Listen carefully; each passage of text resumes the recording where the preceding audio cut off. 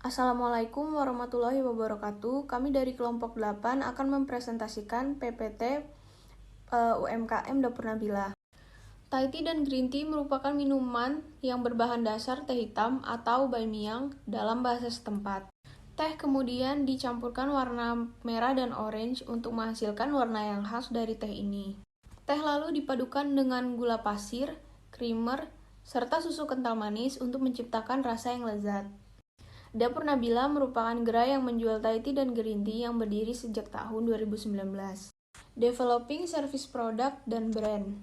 Produk layanan terdiri atas semua elemen kinerja layanan. Konsep layanan diwakili oleh core product, supplementary service, dan delivery process. Flower of service.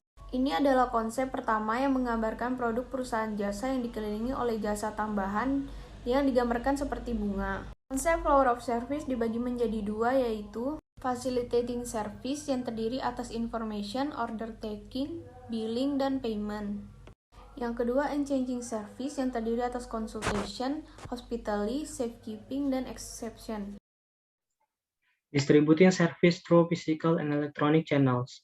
Transaksi informasi semakin banyak dilakukan melalui saluran elektronik termasuk aplikasi seluler.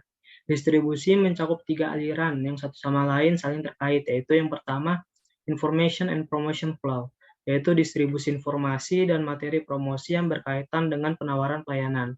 Kemudian yang kedua ada negotiation flow, yaitu mencapai kesepakatan tentang fitur dan konfigurasi layanan dan ketentuan penawaran sehingga kontrak pembeli dapat ditutup. Kemudian yang ketiga ada product flow, yaitu banyaknya layanan, terutama yang melibatkan orang yang memproses atau memiliki barang, memerlukan fasilitas fisik untuk pengiriman. Kemudian ada pricing strategy. Pricing strategy adalah metode penetapan harga terbaik untuk suatu produk atau layanan. Terdapat 4 metode, yaitu yang pertama cost-based pricing, merupakan penetapan harga berdasarkan biaya produk, manufaktur, dan distribusi. Yang kedua ada cost plus pricing, yaitu metode penetapan harga di mana Anda menambahkan markup ke biaya produk dan layanan di atas biaya produksi dan manufaktur. Yang ketiga ada value based pricing, yaitu menetapkan harga produk berdasarkan apa yang dibayarkan oleh pelanggan. Yang keempat ada competition based pricing, yaitu penetapan harga berbasis persaingan. Kemudian ada approach to strategy, yaitu metode untuk menentukan penilaian suatu barang produksi berdasarkan harga jual pada barang serupa di pasaran. Dalam pendekatan strategi terdapat dua aliran, yaitu perspektif dan analitik. Kemudian ada human relation approach. Pendekatan ini didefinisikan sebagai pendekatan dalam pengambilan keputusan oleh pemimpin dengan mempertimbangkan aspek-aspek human relation. Saya akan menjelaskan terkait analisis SWOT. Metode ini merupakan salah satu metode yang digunakan untuk mengevaluasi kekuatan, kelemahan, peluang, dan ancaman dalam bisnis. Cara ini sangat sederhana untuk memperkirakan cara terbaik dalam menentukan sebuah strategi. Yang pertama itu ada strength atau kekuatan. Mengendalikan kekuatan dasar organisasi merupakan langkah menuju organisasi yang memiliki kualitas tinggi. Dan yang kedua itu ada weakness. Contoh kelemahan seperti ini keterbatasan sumber daya, keterampilan dalam menghambat pekerjaan. Dan yang ketiga itu ada opportunities, yaitu faktor pendukung suatu bisnis. Dan yang keempat itu ada threats atau ancaman. Contohnya seperti marketnya, saing baru, dan perubahan peraturan pemerintah yang dapat menghambat kesuksesan perusahaan. Berikut hasil analisa kami. Analisis developing service, product, and brands. Core product. Produk yang terdapat pada Dapur Nabila ini berupa minuman yang diproduksi langsung di Dapur Nabila. Yang kedua ada supplementary service. Dapur Nabila memberikan fasilitas seperti lahan parkir yang nyaman untuk konsumen. Dan yang ketiga itu ada delivery process. Dapur Nabila melayani pemesanan melalui online. Analisis distributing service through physical and electronic channels. Yang pertama, information and promotion flow. Dapur Nabila memberikan informasi dan promosi kepada konsumen melalui media sosial seperti Instagram dan WhatsApp.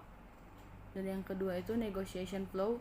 Dapur Nabila mendengarkan dan menjawab pertanyaan konsumen dan meyakinkan konsumen untuk membeli produk mereka. Dan yang ketiga itu ada product flow. Dapur Nabila melayani pemesanan lewat sosial media dan delivery order dan langsung dikirim oleh owner atau menggunakan kurir. Penerapan flower of service pada Dapur Nabila. Yang pertama itu ada informasi. Dapur Nabila selalu memberikan informasi kepada konsumennya melalui grup sosial media. Dan yang kedua order taking, konsumen dapat datang langsung ke lokasi penjualan ataupun dapat memesan melalui telepon. Dan yang ketiga itu ada payment. Dapur Nabila menggunakan dua cara pembayaran, yaitu secara cash ataupun melalui transfer. Hospitality. Dapur Nabila memperlakukan setiap konsumen dengan baik dan juga menyediakan parkir yang aman dan nyaman bagi konsumen. Yang kelima itu ada safekeeping. Terdapat lokasi parkir yang aman untuk para konsumen. Yang keenam, acceptation. Pelanggan dapat menyampaikan keluhannya dan dapat diatasi dengan baik oleh Dapur Nabila.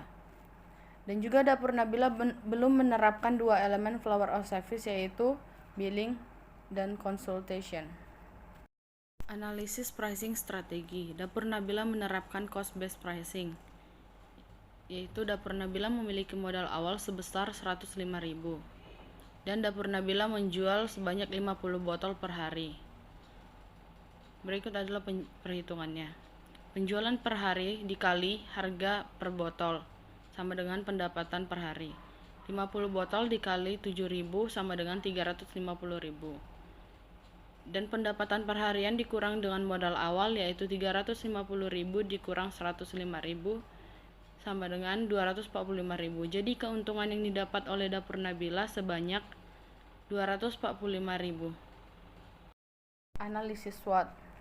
Yang pertama itu ada strength. Kekuatan yang dimiliki Dapur Nabila yaitu menggunakan bahan yang berkualitas, produk tidak menggunakan pengawet, dan yang ketiga lokasi strategis dan memiliki tempat parkir yang nyaman. Yang kedua itu ada weakness. Kelemahan yang dimiliki Dapur Nabila yaitu produk tidak tahan lama karena tidak menggunakan bahan pengawet. Dan yang ketiga itu ada opportunities. Peluang yang dimiliki Dapur Nabila yaitu tidak ada gerai di sekitar gerai Dapur Nabila yang menjual produk yang sama. Dan yang keempat itu ada threats.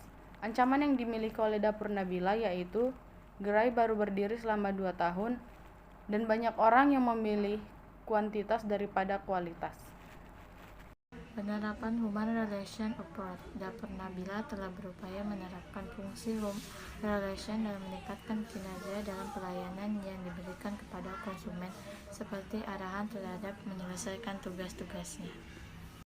Kesimpulan dan saran. Dapur Nabila sudah menerapkan semua konsep flower of service, namun masih terdapat 2 konsep yang masih belum diterapkan pada UMKM Dapur Nabila, yaitu billing dan consultation.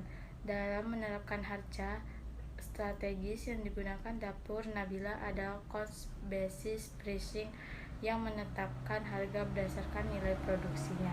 Saran dari kami untuk UMKM ini, kami menyarankan 2 konsep flower of service yang masih belum diterapkan dan dikembangkan usahanya dengan menggunakan beberapa materi seperti 8 langkah menuju perubahan yang sukses.